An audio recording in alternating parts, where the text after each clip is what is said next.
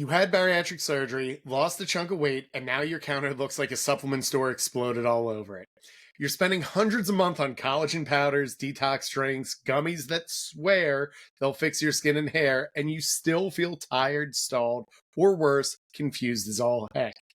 In this episode of the Busy Bariatric Podcast, I'm sitting down with Jenny Young, registered dietitian with a strong background in bariatric nutrition, to unpack what supplements you actually need post-op and which ones are just expensive distractions. No hype, no magic pills, just real talk about what works, what doesn't, and how to stop peeing out your paycheck. Welcome to the Busy Bariatrics Podcast. I'm your host, Rob D'Amedio, certified fitness and nutrition coach, bariatric surgery advocate, and your go-to guy for salty accountability with a punch of humor. Let's get busy and I'll show you how to optimize your bariatric surgery journey and turn it into a lifestyle of strength, health, and balance. Jenny, thank you so much for coming on the show. I'm so happy to be here, Rob. I cannot wait to dive in with y'all. It is an honor. I got to meet Jenny in St. Louis where we were part of JBY Weekend. Jenny graciously helped host us at First Form. I always believe like the power cosmic and higher beings bring people together. And when you were like, I just want to hear people's stories. I worked in bariatrics. You just connect with the community so well. Can you share for our listeners like what your connection is to bariatrics and why you'd be willing to show up and talk to me like 3 times in a week? Absolutely, Rob. And it was so much fun being able to have the JBY Awards at First Form. Like, we had so much fun. And I wanted to hear everybody's stories, just like I said then. So originally, I got into bariatrics because my dietetic internship, for those of you who don't know, with registered dietitians, you have to do 1,200 hours of supervised practice. And my main rotation or my community rotation was with a bariatric surgical center in Wake Forest. So Winston-Salem, North Carolina. So it was Wake Forest Baptist Medical Center. And that's like where I fell in love with bariatrics. I was like, I love this. It's just I loved the structure. I loved the people. I loved the stories and the massive impact that it makes in people's lives. And that's where like my first introduction to bariatrics came to be. And then my second job as a dietitian, I worked in a surgical weight management center. So worked with people who, and this was pre-pandemic, worked with people who were getting GLP-1s or things like phentermine, and then also going the surgical route with bariatrics. So I worked with 3 surgeons then. And then I just narrowed that focus into just bariatrics for about 1.5 years. So I have about 3.5 years total bariatric experience. So that's how I got involved in bariatrics and how I developed really a passion for the bariatric population and working with people pre and post-op. And it totally showed when we met in First Form's gym because both of us were kind of going giddy. I'm like, oh my God, look at all this equipment. And Jenny's like, oh my God, you have like 50 to 75 bariatric patients moving their bodies. It was amazing. It was really cool. And why do you think movement is so important for the bariatric community before we dive into all the other things? It is so integral because I think depending on where you're from, what your story's from, how you grow up even, you might not have even had movement a part of your lifestyle. You know what I mean? And so sometimes when we are introducing movement to ourselves and we haven't even really stepped inside of a gym, it can be so foreign, right? But anytime that you're pushing yourself, anytime you're doing resistance, hence resistance training, growth is going to happen, right? And I think with bariatric surgery, it's so integral, especially post-op, to number one, like early, get your bowels going, like get things moving, right? Walking. But it's also so important for your metabolic health. You're gonna lose muscle. Like as you lose weight, muscle's gonna be a part of that. We wanna try and avoid losing as much muscle as possible, but you're gonna lose some muscle. And of course, getting your protein in, but also movement is gonna be so key to helping you with that muscle health and metabolic health long-term. So it's so good for your long-term health and quality of life overall. And I love that you said that because so many dietitians that are in the bariatric community resonate that same message of, yes, you're going to lose weight. It's important to lose body fat, but maintain muscle. And that's kind of what we wanted to talk about because one of the main goals we have as bariatric patients is maintaining, preserving, and building muscle. And there is a lot of science, myth, research, and then internet fads that tell everything under the sun when it comes to supplements. And I couldn't think of anyone better than you to kind of go through why do we need supplements after bariatric surgery and why they should play a role in our lives post-op. Yeah. So just like you said, we are on information overload, right? So as simple as you can make something, like as far as information consumable, the easier it is to apply. And I think when it comes to supplements, simply put, they are necessary after bariatric surgery. And I think that's a misunderstanding going into surgery. Sometimes we think we just need it just for the first while, until we get our vitamin levels up to where they need to be. But the truth is, we still need them long term, right? Or you're still going to need them long term, well after surgery. So I think one of the misunderstandings is we don't need it forever. Yes, you're going to need them forever. So Yeah. going into, if you're at home listening to this podcast and you just had surgery and you haven't gotten a multivitamin, that's something we're going to have to talk about, right? It's going to be something that you're going to have to incorporate. So I think it's something that's necessary, and also helpful. And I think that there's so many supplements out there that it can get extremely confusing. I think one of the things that we want to talk about today, Rob, and really help with misunderstandings around is okay, well, what do I actually need? What do I need to take? And what are the things that aren't so necessary? And just kind of because supplements are a huge industry, it's a money industry, right? So it's important to know okay, what's going to give me the best bang for my buck, but also my short-term and my long-term health. And so I think that's some of the most important things that we need to know about supplements with bariatric surgery. And I think that's a great place to start because as bariatric patients, we come out and we have to learn how to eat. We have to reframe how we drink. We have to separate for times. We have to incorporate movement. There's a lot to really dissect through. What are some key indicators that bariatric patients should be looking for to figure out where to start when it comes to supplements? Yes. So there's, of course, a multivitamin is going to be important. And if you're pre-op too, I would start with taking a multivitamin now, because it's a discipline to start to remember to take your supplements. Still, even for me, I recommend as a dietitian and a personal trainer, I recommend that every single person takes a multivitamin, bariatric surgery or not, right? And when it comes to bariatric surgery, you want it to be, it's an acronym, ASMBS guidelines. So long acronym, but basically these are the guidelines that fit for bariatric surgery, what you need post-op. So ASMBS. So you need a multivitamin, bariatric formulated multivitamin, okay? And then based on your surgery, you need additional supplements, okay?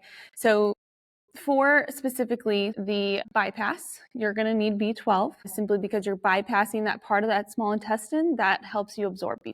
So your body's not able to absorb it. So you need to get it supplementally. I did not realize that B12 doesn't get absorbed naturally after bypass. Yeah, so it's bypassing the first part of that small intestine that makes something called the intrinsic factor. And so you're bypassing literally a part of your body that absorbs that B12. So yeah, so it's really wild. And I think one thing that we know about vitamins and minerals is that they are essential. We have to get them from food. Our body is not going to make them naturally. We got to get them from our food sources. And after surgery, you're just not eating as much. Sometimes you're eating a bite early on and you're full, right? So it's impossible to get enough from our foods. And so getting vitamins and minerals from a quality bariatric formulated multivitamin is very important. And I love that you mentioned that for most people, from foods, whole plant, meat, everything that goes in, you are able to get a lot of those minerals, vitamins, micronutrients that are necessary. But when you've just had bariatric surgery, and especially in the first year, and even moving forward after that, because you have a limited amount that you eat, you may even be eating the right things, but still not eating the amounts that are going to get you the vitamins that you need. Exactly. So why should someone possibly get blood work to figure out what vitamin deficiencies they have or where to kind of start with all that? That's a great question. And anytime that I'm working with anybody who's had surgery, I say, when's the last time you got your labs done? Because that's another thing. You should be getting your labs done at least yearly if you have had bariatric surgery. If it's been 5 years, I would recommend you getting that baseline labs done now, right? A full panel of those vitamins. Your doctor should know, okay, I've had bariatric surgery. I need to get bariatric labs done. They're going to look at a full panel. I would say yearly. So to answer your question simply, get them done yearly, right? Minimum. Get that full panel done, but also, that's going to be your iron levels, that's going to be your vitamin D levels, that's going to be your B vitamins as well. And so it's going to be covering not just like your typical panel that you would get with your physical, but bariatric specific labs.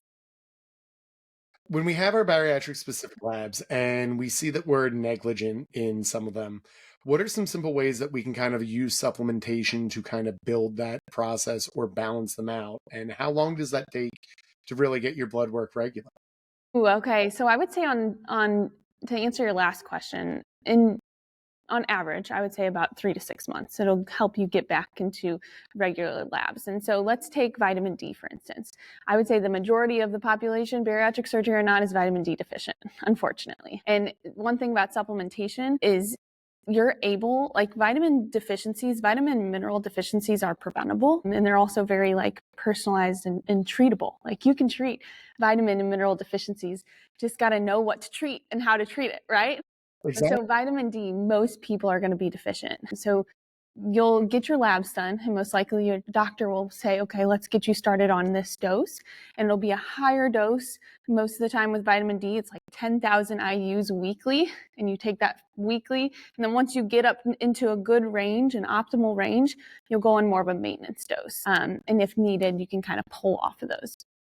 Now, go ahead. No. Why is vitamin D so important? Oh, yes. We love vitamin D. So vitamin D is the sunshine vitamin, and we get it from sun and supplementation. Those are the two primary sources.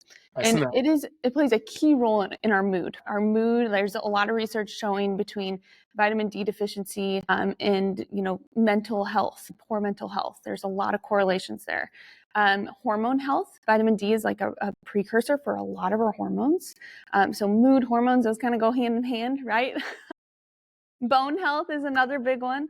And I forgot to mention calcium. Calcium is another thing that most bariatric patients should be taking daily along with a multivitamin. Kind of going back to the beginning, I would say a multivitamin and calcium are typically the two big places to start.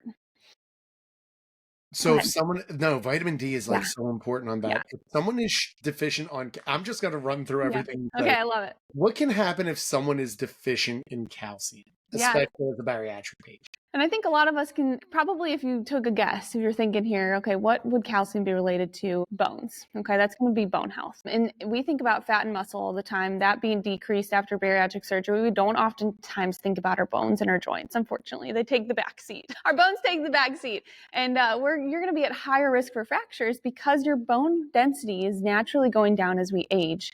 But when you lose weight rapidly, it's going to decrease even more. So calcium is going to really help with strengthening those bones and really slowing down the degradation of our bone density, because age is kind of, it's going to happen, right? We're going to get older. We are every second, every minute. I mean, that's, our bones we're going to have less bone density, but supplementing with calcium, making sure we're getting enough protein, resistance training is going to help with that bone health. Always the best. They say joints, ligaments, and bones take a backseat until they don't. And I think that's the problem. Is not to say you can fully prevent injuries, but I think a lot of the times taking a preventative measure of just making sure your calcium levels are up and making sure that you're on all the vitamins that you need can really help put you in a better position. Yes, with everything. Absolutely.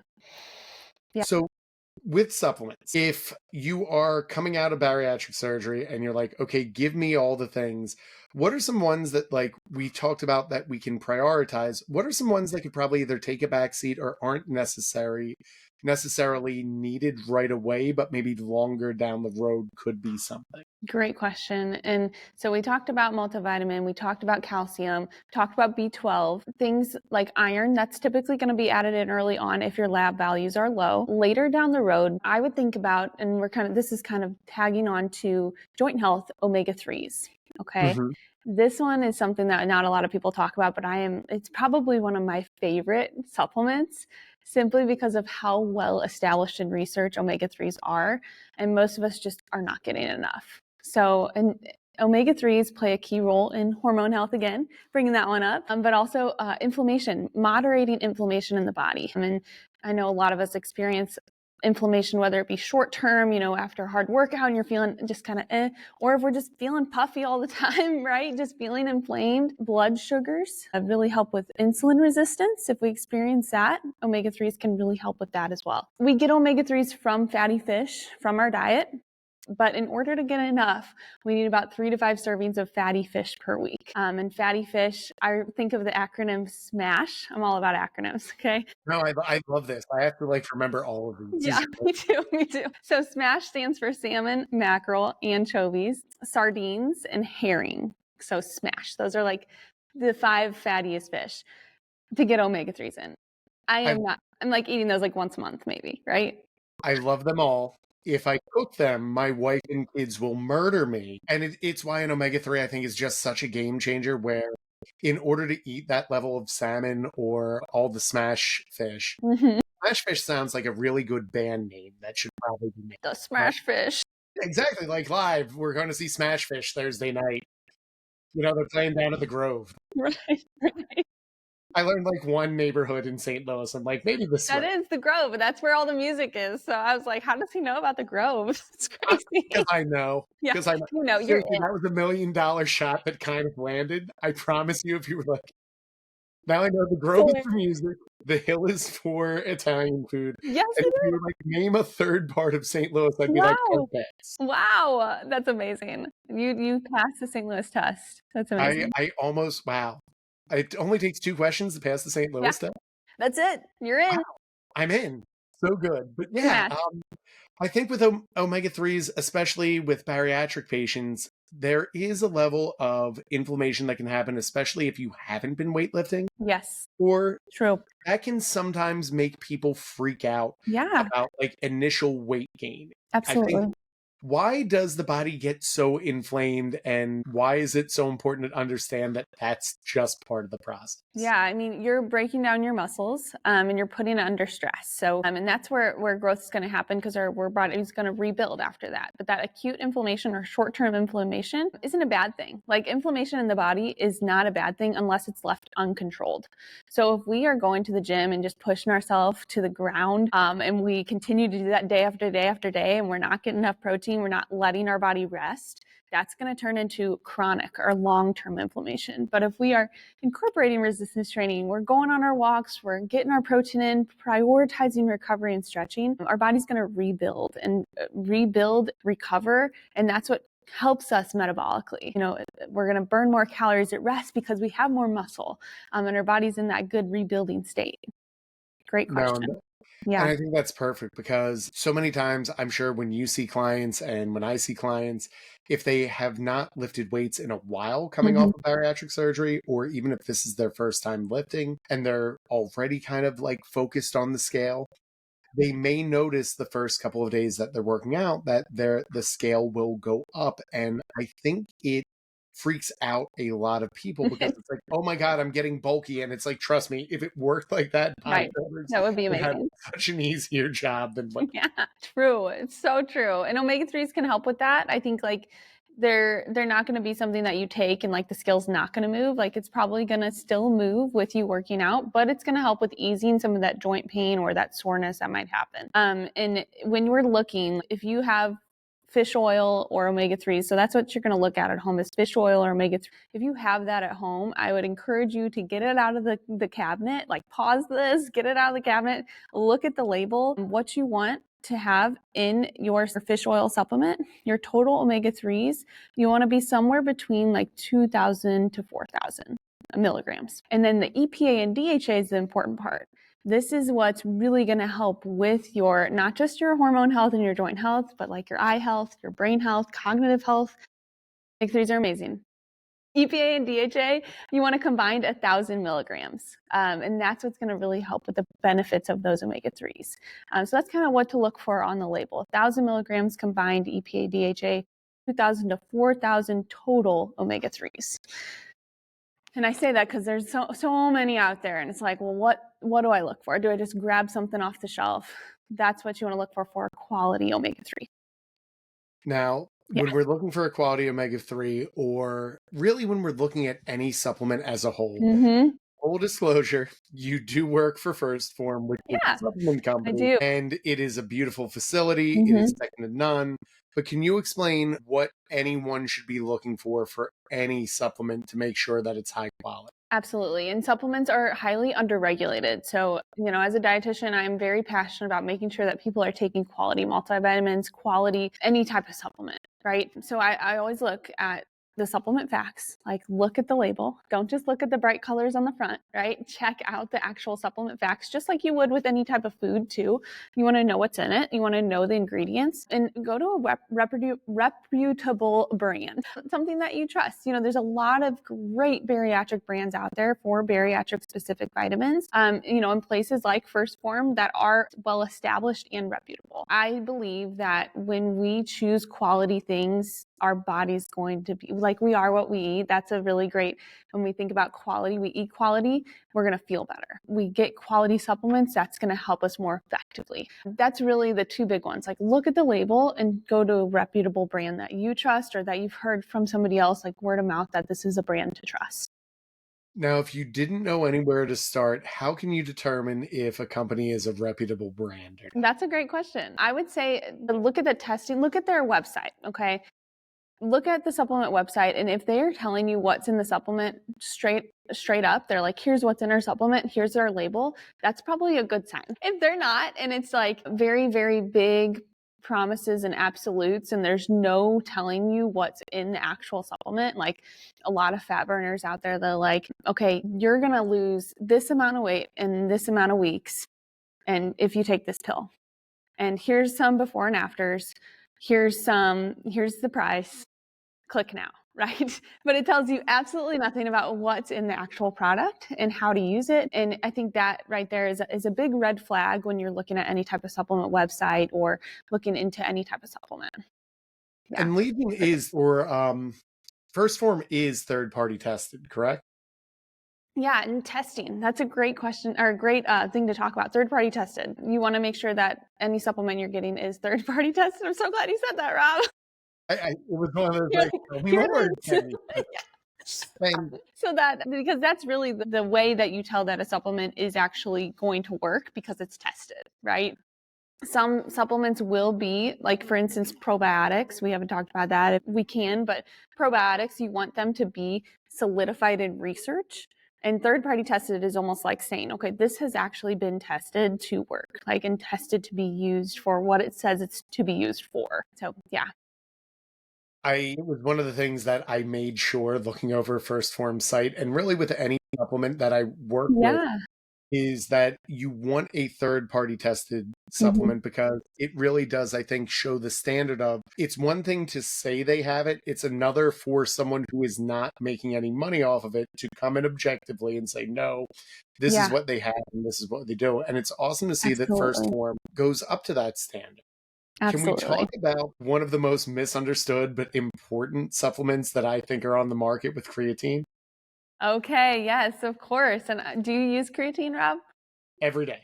Okay, me too. Me too. And I am a mom, a breastfeeding Yes. mom, and I believe creatine has been helpful for so many reasons for me in my pregnancy journey, postpartum journey, et cetera, et cetera. So creatine is something that can be extremely helpful. It plays a role in like helping your body utilize energy and have explosive energy. So it's actually the most well-researched sports supplement out there. That is like the thing that everybody knows about creatine. It's the most well-researched and well-established. Yeah. And then when you ask them, like, well, what's the second thing you know about creatine? They're like, no idea. No clue. That's how it always goes down. And I'm always like, well, it's research, but it's like, I still don't understand how at this day and age, creatine is like this misnomer. I'm like, no, there's like 8 billion studies of like, can you take creatine in space? Can you take it pregnant? Can you take it while breastfeeding? So, and there's so much research out there now about creatine in brain health too. So like helping you with cognitive health. Sorry, my computer's making noise. But like the benefits of cognitive health in the long term with creatine is pretty, it's newer research, but it's showing to help with like overall cognitive health as we age too. But it's gonna help with like explosive power and just like power output, endurance. Creatine can help with, and it's something that you want to take regularly, not just on days that you work out. You want to take it every single day. So some people think, oh, it's just a sports supplement, I don't need it, but it can be extremely helpful, and even shown to help with like mood and things like that too. I was talking to one of the ladies that was here with JBY, and she was like, yeah, I've added it in and I've noticed a difference. And I'm like, that's awesome. And for bone health, for brain health, for gut health, there's lots of wonderful benefits of creatine. It's kind of awesome. The more that I see the research coming out with creatine, so many of the things that you covered as far as mood, like as much as we think explosiveness is important or muscle recovery, they have been starting to see so many long-term benefits of why they're taking creatine. And since you brought it up, I kind of want to cover it. I love it. Why did you feel it was important to consistently take creatine while you were pregnant and while you were breastfeeding? Yeah, so I think the main thing was my body was going under so much change so fast, and it really helped me with training while I was still pregnant and postpartum now. I really feel like it helped a lot with my recovery, even with like pregnancy. My body's going through so much, so it's helping with my body's endurance. Like, okay, you can grow a human and deliver a human and then recover after that. And I feel like creatine played a role in that overall recovery throughout that whole journey. So, and I had a full natural birth, no medications, no nothing. And I felt great. I have a 4-month-old and I still feel amazing, which I'm so grateful for that. Just when I thought you were like awesome and tough enough again, a natural childbirth, like bless your soul. It's wild. It was wild. Yeah, good for you. It was a beautiful experience. I would do it again. I just had to be in the room and I was like, I give her whatever she needs. Like, seriously, I can't do this. I love that. So creatine powder versus creatine gummies. What should we look for in creatine? Like, give us all the dirt of what we should know if we're just going and buying like a mountain of creatine. Yeah, I mean, I would definitely recommend powder over gummies. Most of the time when we're talking gummies, any type of vitamin or supplement, gummies are going to be probably the least absorbed. I would say patches might be number one. Patches, because they're more outside of the body. But gummies, you would have to take a lot of gummies for them to be absorbed as efficiently, right? Okay, and then the type of creatine you want to look for is creatine monohydrate. That's usually one of the best absorbed types of creatine. And then as far as how much, I believe 3.5 to 5 grams is how much we want to be taking daily. I'm looking to see and I don't think there needs to be a loading phase. I know some people do like the loading phase for creatine. I don't think that's necessary. I think the biggest thing is that you take it consistently is what's most important. Can I give you my hot take from coaching and the bariatric community and everything else? Yeah. I always think loading creatine is one of those majoring in the minors, where I can name 15 things that will probably help your performance and your nutrition before we get to creatine loading phase. Like, for example, I was talking with someone, not a client, and they were like, yeah, I just got to load creatine and then that'll get me to my last little bit. And I'm like, dude, you're chugging like 6 beers tonight.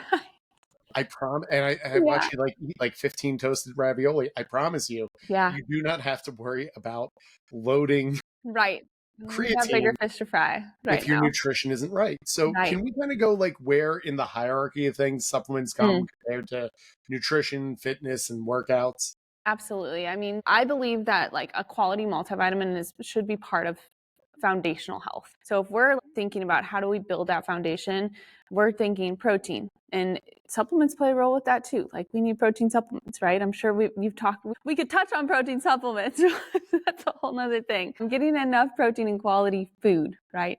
Water, foundational supplement wise, a quality multivitamin, right?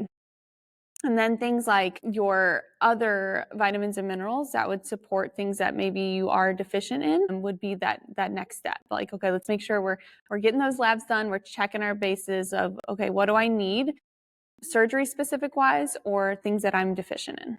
And then specialty supplements that might be treating specific things that you're dealing with, like insulin resistance or gut health or bone health. That would be that like those omega-3s, or maybe we're adding in a probiotic or digestive enzymes to help with our gut health, right? And that I think would go along with sports specific as well, and performance specific things. So I would say creatine would be kind of bulked into that like third level. So we have foundational, and we have making sure we're covering our bases with like deficiencies and filling in that gap of things we might not be getting through our whole foods.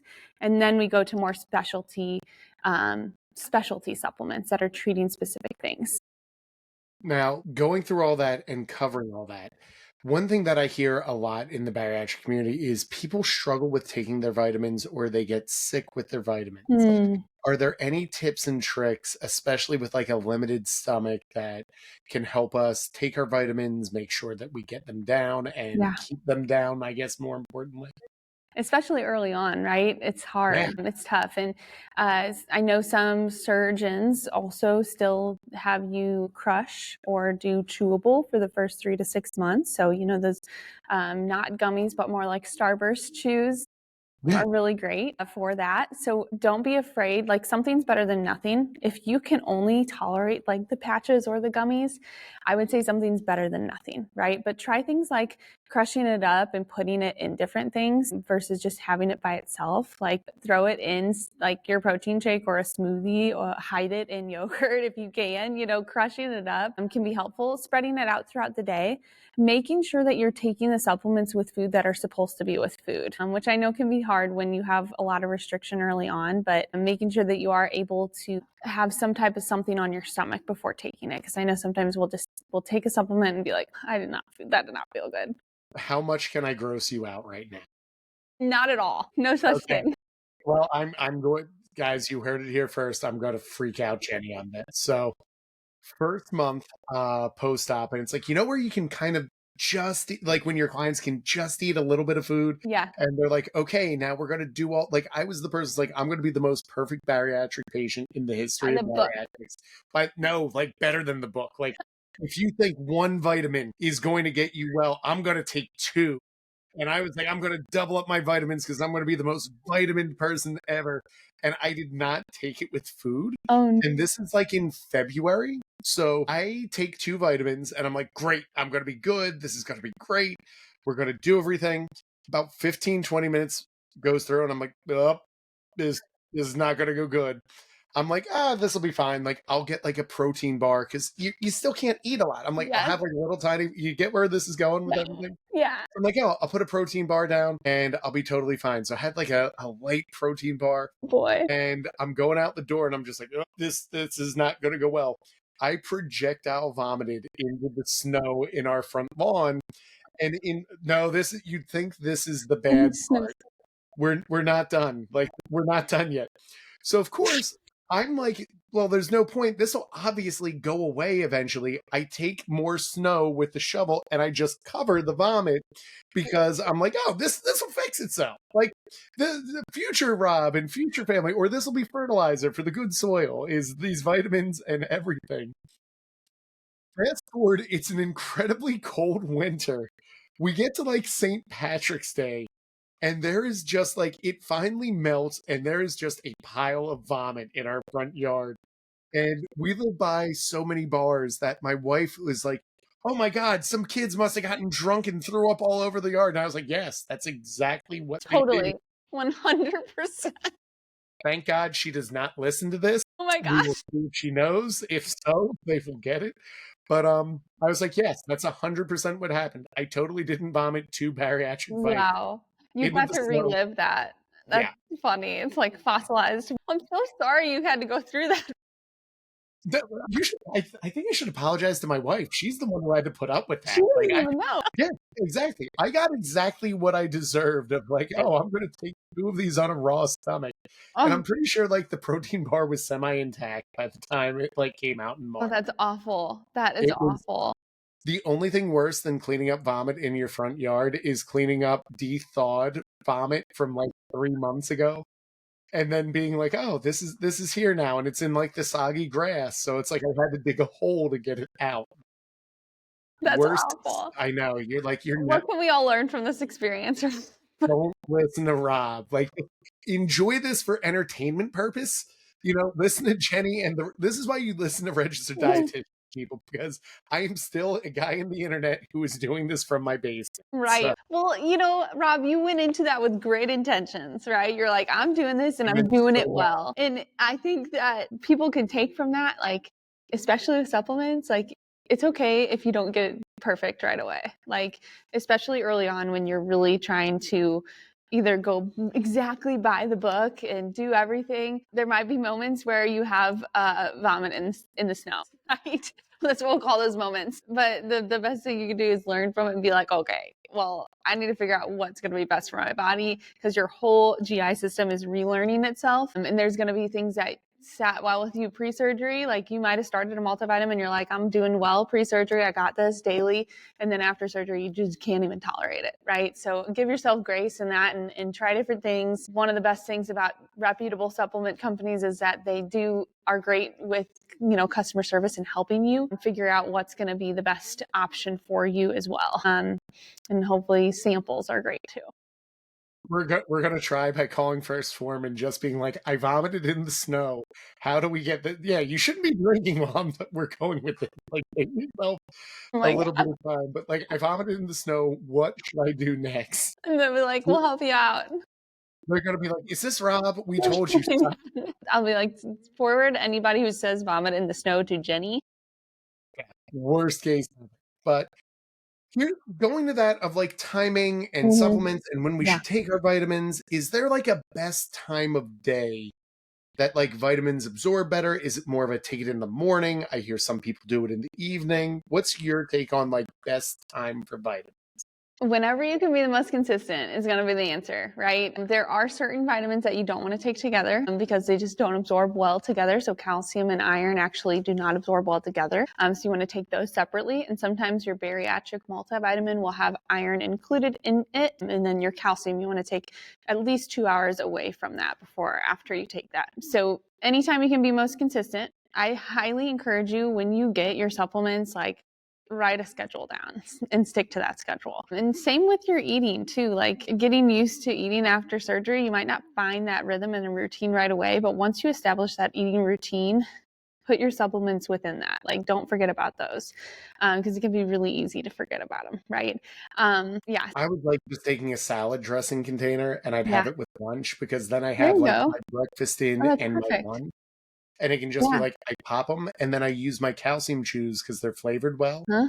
I actually keep them in like this big, massive chalice. There you go. How cute. That's like my late night evening emotional support.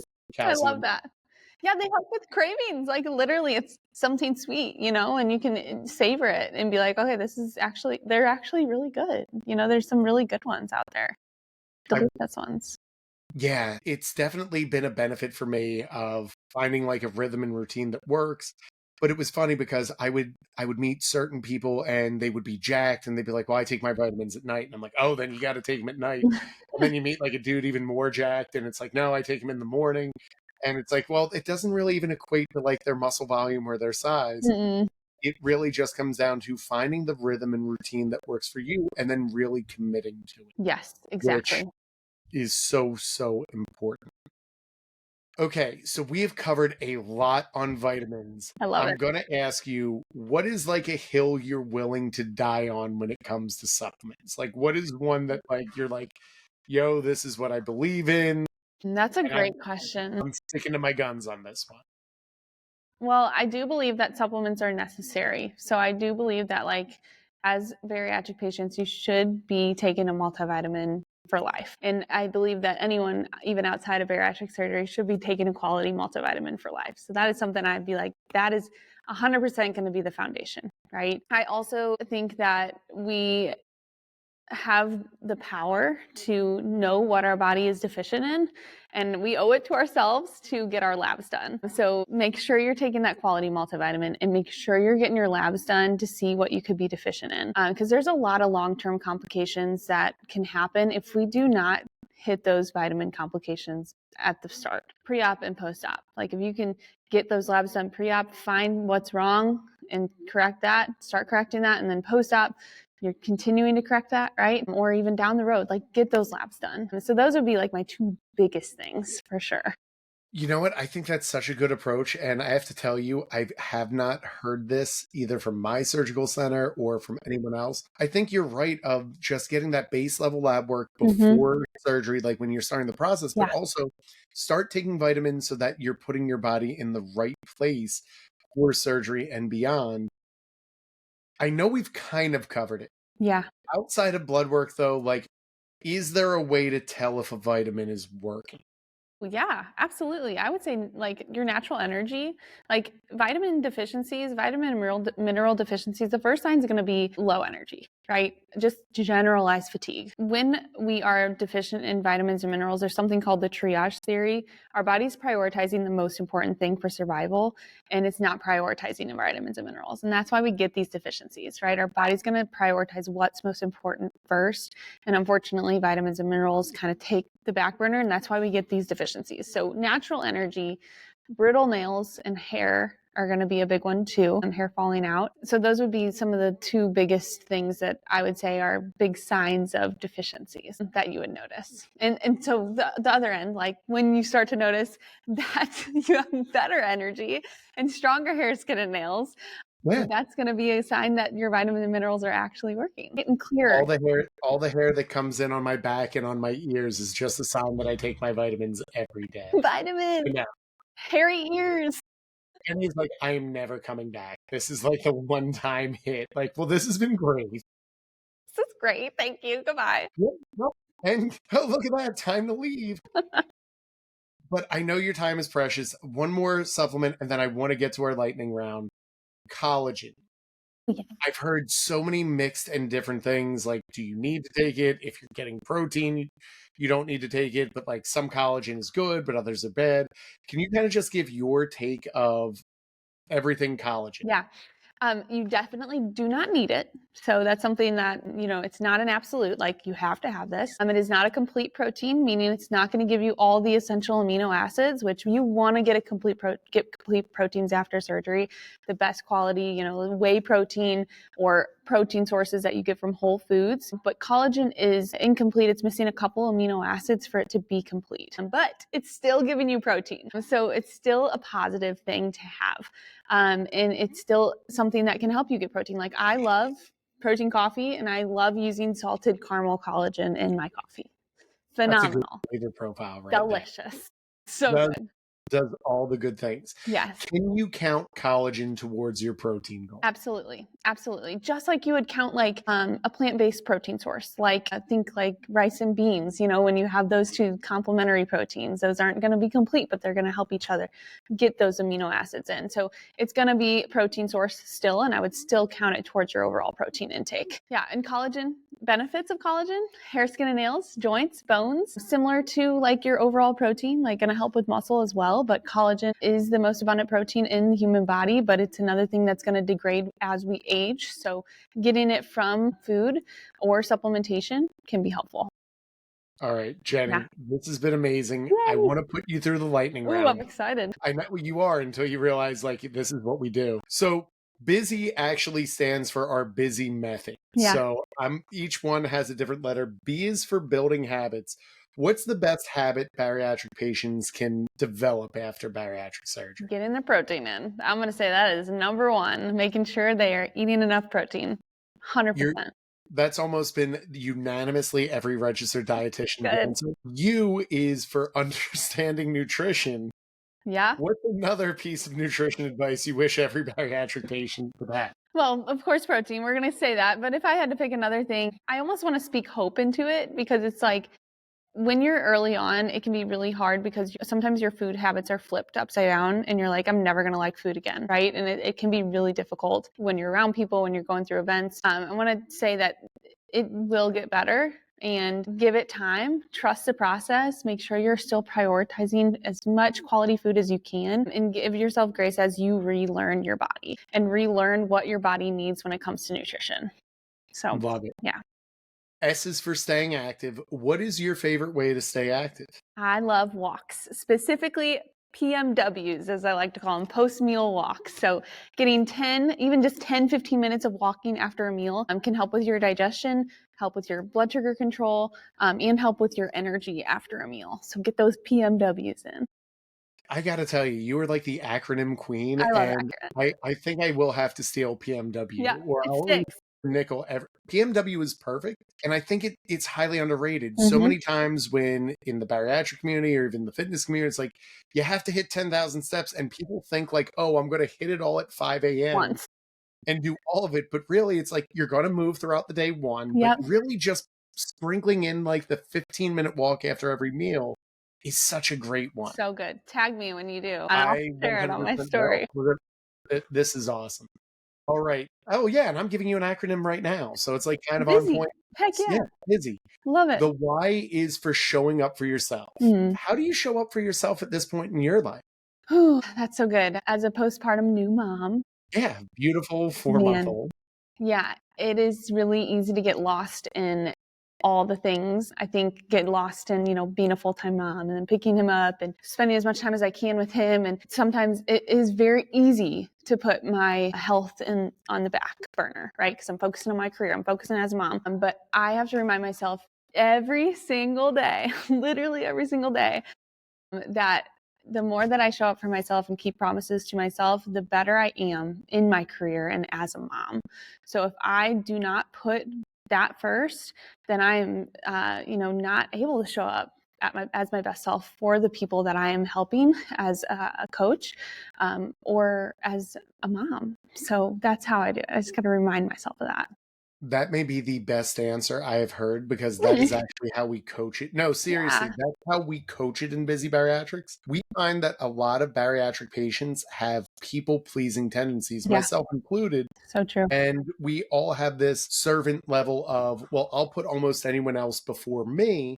And you said it perfectly of the better you show up for yourself, the better version you show up as a mom, as a professional, in like your career, in every other Absolutely. aspect that you have. Yep. So that is, love it. No, you get the full score on the rubric 10 when out you of get it. 10. And you're like, well, we spelt busy, but we actually put an exclamation point at the end. And I know. And then we're a whole bunch of symbols at the end. All the emojis. Yes. The exclamation point is for healthy sources of dopamine. What is your favorite healthy source of dopamine?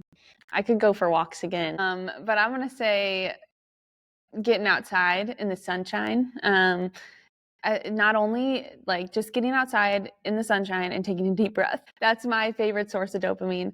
And there's even evidence that helps with your gut health because you're exposing yourself to different environments, and it helps with populating your gut bacteria to be more diverse. And that in turn helps with your mood too. So there's science behind fresh air and sunshine.